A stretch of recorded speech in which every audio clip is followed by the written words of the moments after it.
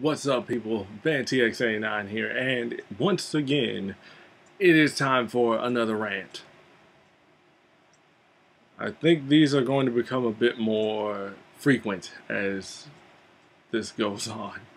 Uh, the longer people continue to do incredibly stupid stuff. So, first up, a few days ago, my sister decided to surprise us with going out and buying The Hobbit: An Unexpected Journey on DVD. Why not Blu-ray? Because, shut up, that's why. So we actually sat down, we watched the movie, we liked it. I mean, mainly, hell, we loved the Lord of the Rings trilogy, and, Peter Jackson isn't the greatest director of all time, but he certainly does have my respect for certain aspects of the filmmaking process. But of course, there are people that don't like the movie, and there are other people who wonder, well, why don't you like The Hobbit? It was great. Uh, you know, I don't know. I'm going to get to that in a second, but in all honesty, I'm going to take these off because I always have a glare when I'm recording because I'm right under a light. So this is pretty much where things kind of split a bit. You have The Hobbit, which is a completely different book from The Lord of the Rings. Unfortunately for me, I have not actually read any of them just yet. It's on my list of things to do. But there are, some things that have been done, as done with The Lord of the Rings, where, there are some things that have been crammed in just because, and there are some things that have been taken out. With The Hobbit, some people felt like it was too long. I have two things to say to that. One, world building. It is kind of something that you want to have for something that is like this. Yes, we're back in Middle-earth. Yes, we're dealing with some of the same characters, but for the most part, it's a completely different story. Two, it's a completely different story. This has nothing to do with Frodo and the Ring and the whole freaking deal with Saruman, and just the whole legions of Mordor versus the last stand of men and elves. That has nothing to do with this one. From that perspective. The thing is, the way that the film has been marketed was, pretty much it was riding off the freaking momentum and the memory of the Lord of the Rings trilogy. Why? Because, well, it brought in the money. Why else? Why not? The unfortunate thing is that there are some people that, see the trailer and they don't really have the right mindset, I'd like to say. Not necessarily. But the thing is that they immediately assume, oh shit, Lord of the Rings prequel. Oh my god, I gotta go see this. This has nothing to do with that. I mean, granted, in the film, spoiler, this is the encounter that Bilbo has with Gollum and, a little game of wits. And besides, how is that really a spoiler? If you've seen The Fellowship of the Ring, you know Bilbo has the ring. But, that's not the main plot point here. The main plot point is we're trying to regain the dwarves' lost kingdom, which they don't get to in this movie. This isn't exactly a review of The Hobbit. I'm not trying to do that. What I'm trying to point out is that there are people that kind of get into a bandwagon mindset. That kind of mentality is what leads to immediate association of this, that, and the other. So let me just get back on point before I actually veer off into another tangent, because that's pretty much how this whole little series of videos works. You have two different things. I keep forgetting how far out my camera works. You have two different things. You got this one thing over here, and then you got this other thing over here. And yeah, they share the similar setting, similar actors and filming location, cast and crew, or production teams and all that, doesn't necessarily make it that. And that's one of the reasons why people didn't like The Hobbit. Either one, it was too long, or two, there was like things that just felt like, just, damn, I can't even really remember what the complaints were. I mean, I can understand because I watched the movie and it did feel like there were some things that were just kind of wedged into place just to kind of do things. I haven't read the book, so I wouldn't know exactly what the order of events really are. Then, of course, there's the big schism where The Hobbit is going to be split into its own trilogy of sorts. Some people are not happy about that, some people are. Thing is that when you have a relatively meaty book, might not actually be its size, but you can't really squash it, and make it like a really, really condensed movie. Shit, it's better this way. You can't take something that's like this big and then squash it down to this. It doesn't work. Because then you have a shitty adaptation that nobody actually likes or respects. And, well, that's not what you want. That's not really what you want to get and what you want to do. And there I go shifting the camera. But this is not a rant on me. This is a rant on that mentality, that bull crap. Because just because this is this way, it's set up a certain kind of way, doesn't necessarily mean that, oh, it's supposed to be this. Reason why this rant came up is because, well, the nostalgia chick is now doing the Lord of the Rings movies as of, April 3rd or so? Just pretty much the first friggin' 10 days of, the first 14 days of April. How about that? Yeah. That's her latest project. So she's covering the Lord of the Rings trilogy. Why? Because, well, guess what? Yeah, it's old enough now. It's actually hit the nostalgia border. Wow. But yeah, pretty much, opening comments were about how she didn't really like The Hobbit, and, that wasn't what the review was about. Of course, this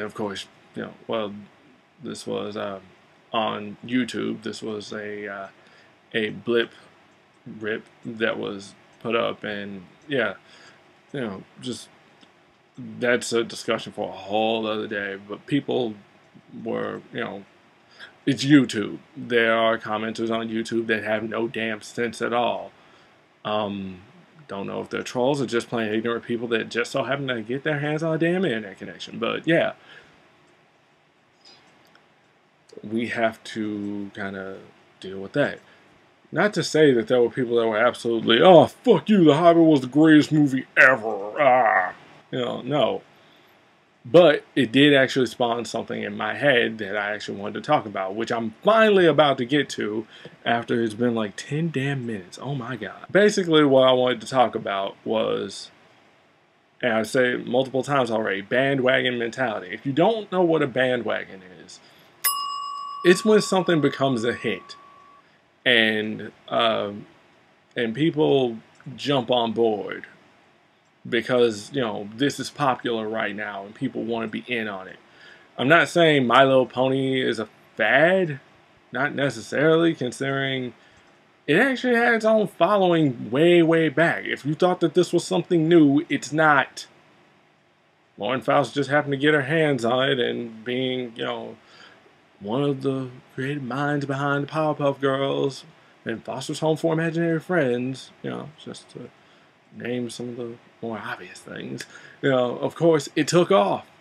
Of course it did. Have I actually seen the show yet? No, but I have a friggin' interest. Why? Because, well, they actually have a few voice actresses that I'm kind of familiar with. And, well, in all honesty, it's a freaking kids show. God damn. I'm 23. At the time of this recording, I'm turning 24 this summer. I still watch Power Rangers.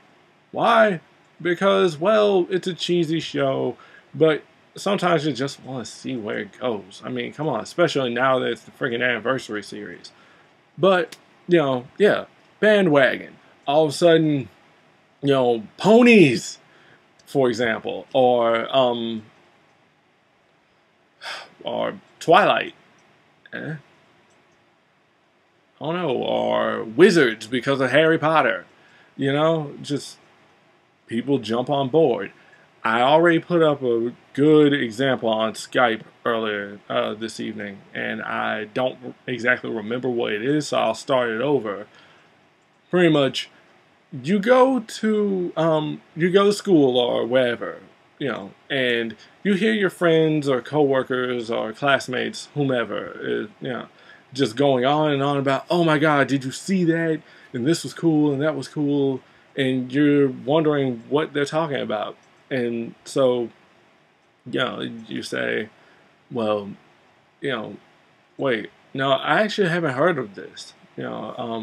I've never seen it. What are you talking about? Oh my God, you should go see this, or you should go play this. And you ask them why, and they say, just cause. You just gotta go see it. And it kind of doesn't make sense. What do you mean you gotta go see it? Could you explain why I have to go see it? Just what makes that so awesome that I have to go see it? I'm trying to watch my words here because, well, in all honesty, I want to save the swears for when it's absolutely necessary, which it really isn't. So what's so important about this? Just go see it. It's like what some people have said about Kingdom Hearts. Oh my God, that fandom is ridiculous. But it's like that, oh my God, you gotta just go play Kingdom Hearts. Why? Why should I? Just play it, But I heard that the story was kind of jacked up. Just play it. Why? And I will actually go on ahead and admit, yeah, I played Kingdom Hearts. I actually, I actually got an interest in the series way back when Hellfire Commentators did a playthrough on it. And then when the Super Gaming Brothers did a Let's Play of it. Not long after that Let's Play, I bought the game. Yeah, big surprise. It was actually going to be a surprise. I didn't want to do it in this video, but yes, I own the game now. Don't ask me if I'm going to Let's Play it in the comments. Don't ask. Whether or not it gets a Let's Play will be, determined down the road. This is talking about Bandwagon right now. That's what this video is supposed to be about, despite the fact that the first 10 minutes were me talking about The Hobbit. So, just play it. Just go see it or whatever. I don't like the reasoning, the justification of just cause. That's not a plausible excuse. I mean, it's not a plausible reason or excuse, regardless of how you're trying to actually use it in whatever context. Why you like this video game so much? Just cause? That's not a reasonable excuse. I need a reason. You can't just justify something with those two words. Like, why do you like The Lord of the Rings so much, Van? Because the world is just so vast, and the characters actually do have their own different shades and different levels of development and their own intricate little stories, which if you actually go and read the books, it's far more vast and detailed as opposed to the film adaptation, which of course you need to crunch down to about 11 to 12 or so hours, depends on which version that you're watching, if you're watching all three in a row, and so that pretty much has to do away with all the little bits and pieces. This is the other reason why a lot of people say adaptations of comic books, novels, or whatever suck, because you actually have to cut corners in order to reduce something that took like who knows how many years to write or publish to something that's going to last roughly 4 hours, depending on the franchise or whatever, i.e. the damn Transformers movies. But Transformers movies will get wrecked on their own time. Yes, I know that one of my associates, the Hipster Ninja, has already lambasted that shit to hell and back. But yeah, I'm going back to the freaking movies. Oh no, no, I can't just sit here and do that. But and then that's bandwagon mentality. Oh man, the nostalgia critic. Oh wow, Linkara, Spoonie, yay, just oh, I want to be a reviewer now. You jumped on it, and then do this, and then it's shit. Same goes for abridging. That was terrible. So that's another decent segue right there. Abridging. There's too many friggin' abridged series that start and then falter. You wanna know why? Because people think, shit, anybody could do that. And then they improv. You don't improvise in an abridged series unless you're good at it. Why? Because you're going to screw it up. You have to have some sort of premise, at least write out a premise or some sort of structure for the episode. We're going to do this, and then there you go. Big payoff. Writing comedy is an art form, and there's something called comedic timing. This is something that a lot of shit actually does not get right these days. Just like that shit with those spoof movies by what are the names? Friedberg and Sutzer. What the freaking jackasses behind Date Movie, Epic Movie, Meet the Spartans, Disaster Movie. Yeah, those two. Some things need to be started at a certain point in time and then ended. Not drawn the hell out all the way until the freaking movie is done. It's just, there are some things that work and some things that don't. Saturday Night Live certainly has pulled this shit with me, and it actually made me stop watching. Yeah, I know I seem like a very serious person all the time. I'm not. Now, I know I seem like a very negative person all the time. I try not to be, but there's always something that just tends to, pick at my neck and piss me the hell off. So, yeah. That bandwagon mentality, just, boom. Okay, well, hell, anybody can make a great series, and then all of a sudden you just stop doing it. Why? Well, it was hard. What do you mean it was hard? I thought you said this shit was easy. And there goes the ghetto part of me kicking back in. Oh well. But yeah, what are you talking about? It's like, oh man, just why you like this movie so much? Oh my god, the fucking explosions! Yeah! Oh my god, did you see the way they did that? Oh yeah. And the slow-mo and the fucking 3D and it's just, what the is that? That's not a good reason either, but hey, at least you gave me a reason. Fine. I'll accept that.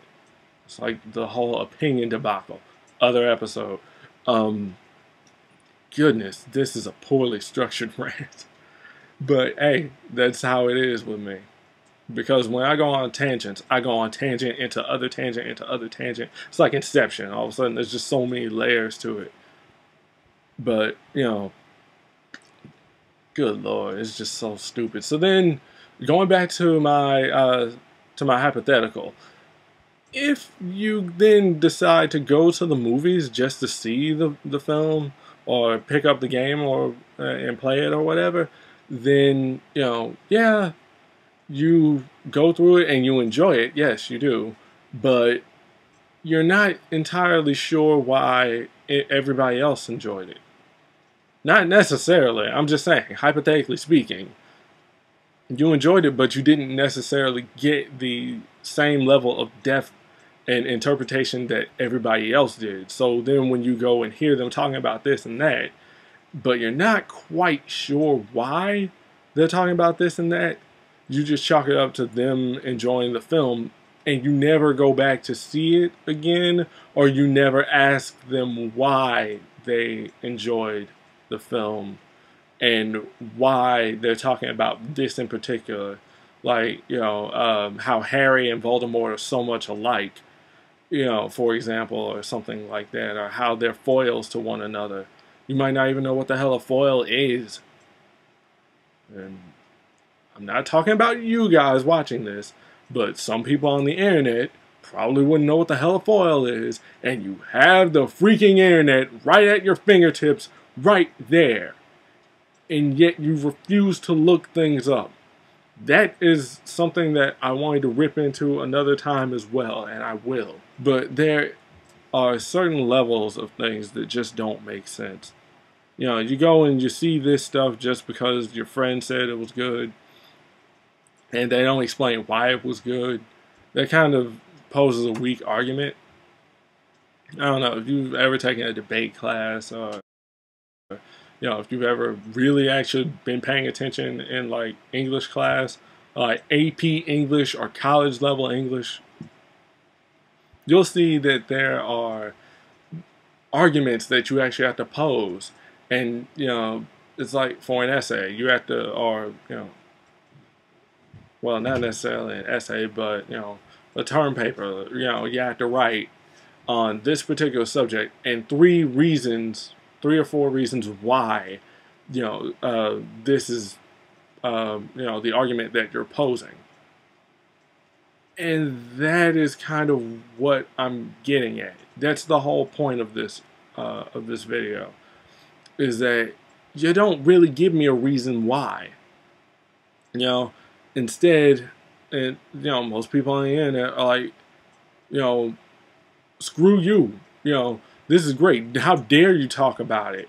You know, how dare you speak negatively of this? This is like God to me. This is like my religion. You can't fucking talk about that. You know, and just all sorts of comments that then get completely nonsensical.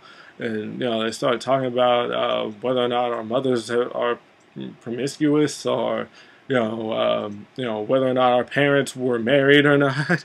You know, just, it ends up being really, really ridiculous that your argument can then boil down into just name calling and absolute nonsense that is not related to the argument in question. Not even to the original 2 posts that actually spawned the argument. But that in of itself is another rant. I don't want to have 2 rants in one video like that unless they absolutely are necessary. And it kind of feels like they are, but in all honesty, this video has gone on for way too long. So, just to summarize what I've been talking about, I want a reason why you think this thing is so great. Don't just tell me just cause. I don't know, you know, it's just cool. You gotta go see it because it's cool. It's the thing to see, you know. Oh my God, Michael Bay's the best director ever. That's an opinion. But, you know, that's your reasoning. Fine. I might not agree with it, but, you know, hey, that's something to do. You know, you make it what you make it. But doesn't mean that it's good, doesn't mean that it's bad. In all honesty, your reasons for liking this and that are subjective, just like your opinion is subjective, really. You know, that's something that you pretty much based on your own. Unless, of course, it's the bandwagon mentality, in which case you're probably just going to say what somebody else has said, but not necessarily know what that means. Or, you know, really know, you know, why that person said it. Maybe that's true, maybe that's not true. Maybe that's just, you know, maybe that's also what you believe. But, you know, But the bandwagon mentality thing needs to really come back down. Because I mean, you know, I know I said I was summarizing, but I gotta go back. I gotta make another example. You know, I was reading like Blogspot post or something, or forum post somewhere back when Twilight was on the rise, and you know, people wouldn't shut up about it. You know, there were girls that actually weren't into the books, and you know, they had friends or classmates who loved it, who treated it like, you know, that was all that they lived for, even though they're probably going to jump to something else in a couple of years. Or, you know, their brains will finally actually catch up, and they'll look back and realize, oh my God, what was I thinking? And instead, you know, oh my God, have you read, you know, like, have you read New Moon? What? No, I don't like Twilight. How could you not like Twilight? Oh my God, what the hell is wrong with you? You know, this and that and the other. You know, and Why are you attacking this person just because they don't? Why do you treat them like a pariah when it's just a matter of tastes and opinions? You don't like it, I like it, fine, whatever. Let's just not talk about it at all. We can still be friends. But no, people have actually, tossed aside friendships over something so trivial as that. And some people got on board just because. I know a lot of moms definitely got into Twilight, whether or not it was because of their daughters or their daughters' friends' moms. It's a fantasy novel. It's a romantic fantasy novel. Those things work well with women. It triggers some sort of, I'm not saying that they're crazy, I'm saying it triggers some sort of reaction that then just has them sitting up reading the book in their spare time. Does it hurt? No. Do we get annoyed that they won't shut the fuck up about it? Yeah. But it doesn't mean that this is, this is the end. Granted, that did get published. It does lead some people to wonder what the hell were they thinking. But Stephanie Meyer's sitting there rolling around in dough. And, no skin off her nose. She's totally fine. I don't know. But, it definitely got more fans, and of course it did. I mean, shit, thing broke bank. Hell, it beat Skyfall. I don't know how, but it did. I don't know if that movie was any good or not. I barely go to the movies as it is because I don't really have a lot of cash. But, I was mad. Seriously? Breaking Dawn Part 2 beat Skyfall?